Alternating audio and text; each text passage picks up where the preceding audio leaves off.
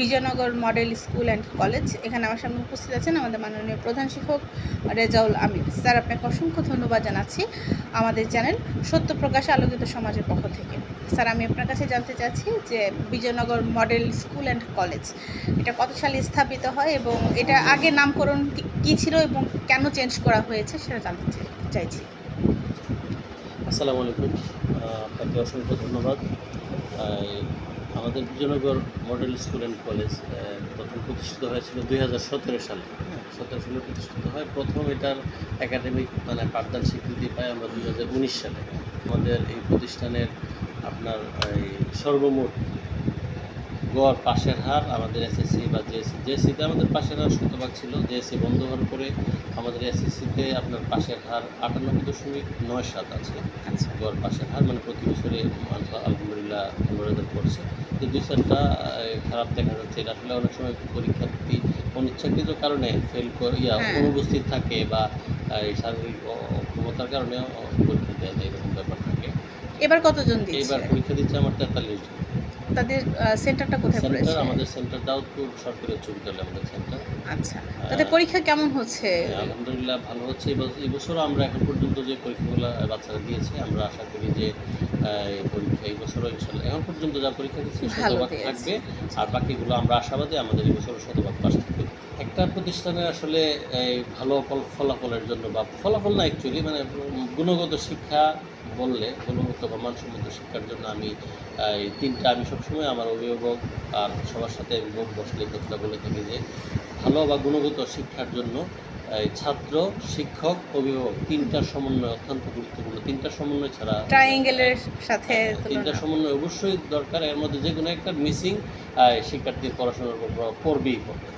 তিনটা খুঁটি একদম তিনটার যে কোনো একটা মিসিং থাকলে বা দুর্বলতা থাকলে এটার প্রভাব শিক্ষার্থীর জীবনে পড়বে।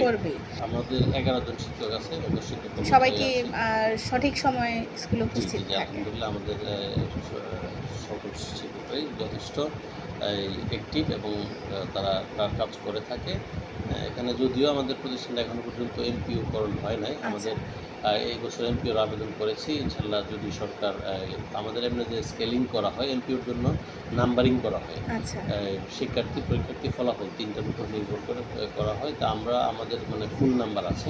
আমাদের সরকার যদি যথোপযুক্ত বিচার বিশ্লেষণ স্কেলিং সঠিক স্কেলিং নাম্বারিংয়ের উপর যদি আমাদের এমপিও দেয়, তাহলে আমরা ইনশাল্লাহ এমপিও পাবো। আমাদের কারিকুলামে ট্যুরিজম আমাদের শিক্ষার্থীরা যথেষ্ট এগিয়ে আছে। ইয়াতে আপনার সর্বশেষ আপনার 26শে মার্চে ইয়াতে আমাদের পুরস্কার শিক্ষার্থীরা একটাতে ফার্স্ট পুরস্কার পেয়েছে, দ্বিতীয়তে দলীয় পর্যায়ে, আর একটা সিঙ্গেলে সেকেন্ড প্রাইজ পেয়েছে। 2টা অংশগ্রহণ ছিল।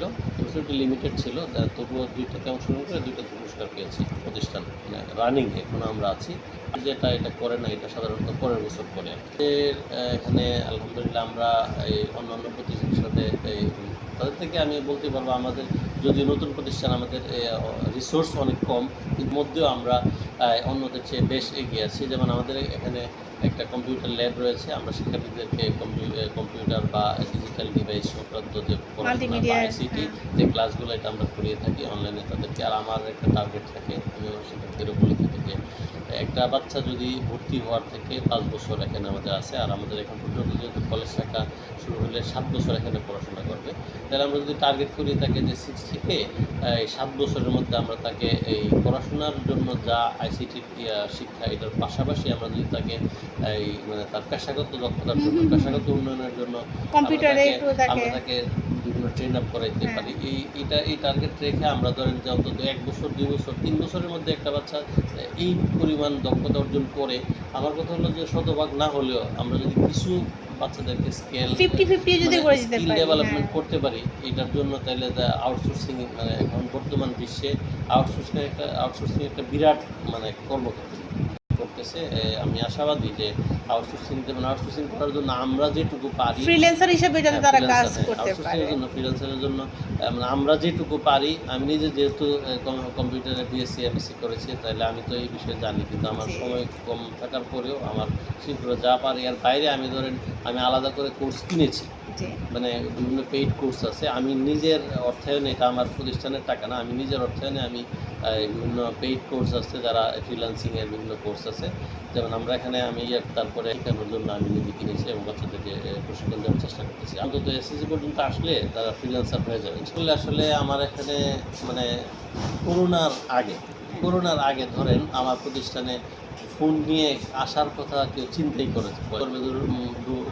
দূরের কথা যে তারা সেই হাতে নেওয়ারও চান্স পেত না। আমি এটা বলছি যে বাচ্চার গার্ডিয়ানকে বলছি যে যতটুকু আপনার সামনে থাকবে এর বাইরে ফোন ইউজ করে এই বিচারই যাতে আমার কাছে না আসে। খুবভাবে আমরা অনলাইনে ক্লাস করা লাগছে, তখন তো বাচ্চারা অটোমেটিক তাদের হাতে স্মার্টফোন চলে আসছে। এই সমস্যাটা আপনার স্মার্টফোন চলে আসার কারণে একটা সমস্যা হয়ে গেছে কি, তখন তো বাচ্চারা কিন্তু স্মার্টফোন নিতে অনেকে একদম নিজের ব্যক্তিগত ফোন নিয়ে ফেলছে এবং তারা এটাতে আছে যে গার্ডিয়ানের কমান্ড আর তারা মানতেছে না, কারণ কন্ট্রোল করতে পারলে গার্ডিয়ান কন্ট্রোল করতে পারছে না, তবে কষ্ট হয়েছে করোনার পর করে। এরপরে আমরা ইনশাল্লাহ এটা নিয়ন্ত্রণ করতে পেরেছি। এখন আমাদের প্রতিষ্ঠানে অনেক বাচ্চারা ফোন ইউজ করে বাসায়, এখন বাসায় তো আমরা নিয়ন্ত্রণ করতে পারতেছি না। আমরা গার্ডিয়ানকে সচেতন করছি, তাদেরকে বোঝানোর চেষ্টা, কিন্তু বিদ্যালয়ে নিয়ে আসার কোনো সুযোগ নেই। বিদ্যালয়ে 100% ফোন ইভেন আবার টিচাররাও ফোন নিয়ে আসলে ক্লাসে সাধারণত নিয়ে যায় না।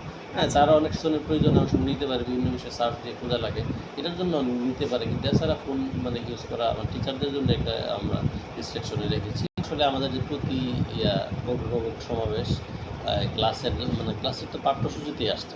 এরপরে অ্যাসেম্বলিতে বলা হয়, পাঠ্যসূচির বাইরেও আমাদের ধরেন যদি আমাদের এই সমাজে আমাদের প্রতিষ্ঠানে নাও পড়তে পারে, আশেপাশে এই ঘটনা ঘটলে আমরা এটা নিয়ে তখন স্বাভাবিকভাবে আলোচনা আসে এবং আমাদের টিচারদের নির্দেশনা দেওয়া আছে যে প্রতিনিয়ত এটা নিয়ে এটাতে একদিন বললেই হবে না, এটা প্রতিনিয়ত কন্টিনিউয়াসলি সারা বছর এটা নিয়ে আলোচনা করতে হবে, এটার কুফল নিয়ে কথা বলতে হবে, আর কী কী সুবিধা আছে, এটা থেকে আমরা বেঁচে থাকলে কী কী সুবিধা আছে এটা নিয়ে আমরা কথা বলি।